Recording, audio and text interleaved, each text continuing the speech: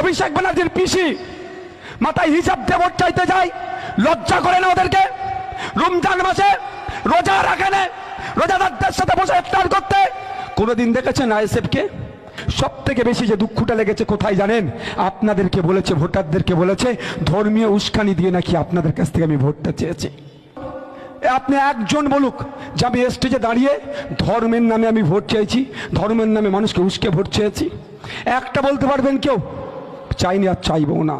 তবে একটা কথা আজকে দাঁড়িয়ে বলবো, ও ধর্মের কথা তুলে গেছে তো, ও ধর্মর কথা তুলে ও কি জবাব দেবো? ওর পিসি কি বলেছে মনে আছে? বলছে কোরআন শরীফ শেষ হয়ে যাবে, রামায়ণ শেষ হয়ে যাবে, নাকি গীতা শেষ হয়ে যাবে, বাইবেল শেষ হয়ে যাবে। এখানে যারা ধর্মপ্রাণ মুসলমানরা আছেন, মাইকের আওয়াজ যাদেরকে যাচ্ছে যারা শুনছেন, সে তৃণমূলের কর্মী হলেও জবাব দেবেন, পৃথিবী থেকে কোরআন শরীফ শেষ হবে? বলেন। আর ওর পিসি কি বলেছে? কোরআন শেষ